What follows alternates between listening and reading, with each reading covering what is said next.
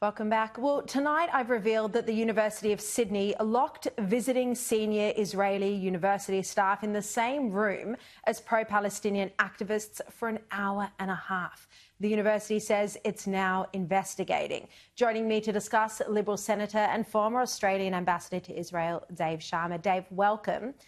Look, when I called you this evening to tell you about this story and to tell you I wanted to ask you about it on the show tonight, you said you were actually aware of it because you had met with those involved. That's right, Sharri. Good evening. I'd met with the Tel Aviv University delegation at an event over the weekend, and I asked them how their trip to Australia had been. And they said, look, it had been great, but there had been an incident at the University of Sydney earlier in the week, which I was horrified to learn about. Horrified not only that they were subject to that, I was embarrassed on behalf of Australia, but horrified to learn how the authorities at Sydney University had handled it. It just sounds completely bizarre. I mean, so the university staff were kept in the same room. They decided not to leave the event that they'd flown here for. And the pro-Palestinian activists then locked inside. We've seen the footage where the pro-Palestinian activists say they were locked in the room. We've seen the footage of the security guards standing outside. How can the University of Sydney have possibly thought this was a good idea?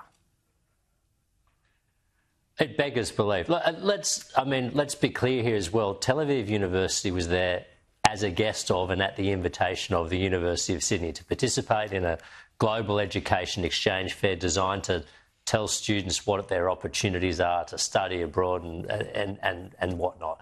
So Tel Aviv University is a guest. Second point is all of the Tel Aviv University representatives happen to be female. They're women. And then we have this group, and the footage I've seen is largely young men who are protesting and yelling at megaphones in a room, behaving in a threatening and intimidating fashion, and in a way that surely is at odds with the values and ethos of the university, who aren't shut down by the security. Instead, they're all put together in the same room like some sort of, bizarre conflict resolution doctrine or something. I don't know what they were thinking.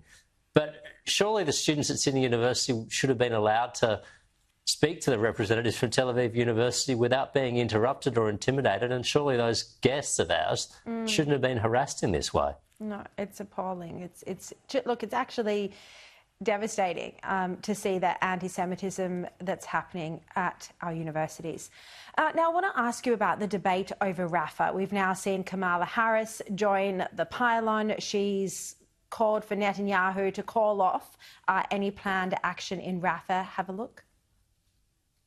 We have been clear in multiple conversations and in every way that any major military operation in Rafah would be a huge mistake. Let me tell you something. I have studied the maps. There's nowhere for those folks to go. A lot of international pressure now on Israel. Dave, what's your view on whether Netanyahu needs to now call off Rafah or go ahead?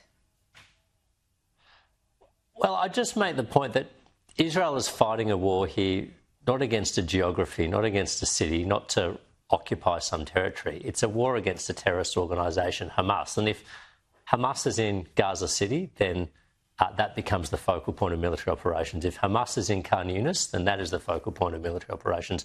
And if Hamas is now in Rafah, then that is going to be the focal point of Israel's military operations. I mean, the way to stop an offensive in Rafah is for Hamas to, I sound like a broken record here, but it's for Hamas to release the hostages and surrender, lay down its weapons. Then there will be no offensive in Rafah. But there's no point if you're Israel in trying to put out 3/4 of the fire. If Hamas still has a presence in Rafah, and it seems clear that it does, then Israel needs to deal with that presence. And I think most of the world, including the United States, is united in their view that there will be no better future for Palestinians in Gaza or for the Israeli people until Hamas is eliminated, and there can be no enduring peace until Hamas is eliminated. So I want to see Hamas eliminated. I don't want to see it done with any more harm to civilian lives than is absolutely necessary. I'd like to see it done with no loss of civilian life, but the way that Hamas operates makes that nearly impossible. I think it's bewildering why there's all this international pressure on Israel. Why isn't there international pressure on Hamas? You know, where are all these world leaders? Why aren't they calling for Hamas to release the hostages? And I'm starting to see high-profile people calling for an unconditional ceasefire. Well, no. Why should there be an unconditional ceasefire when there are still young men and women being locked up? God knows what's happening to them by terrorists. It's just appalling. Dave Sharma, thank you for your time and also for your support and your strength in the fight against anti-Semitism. Thank you so much for joining me. Now, the Princess of Wales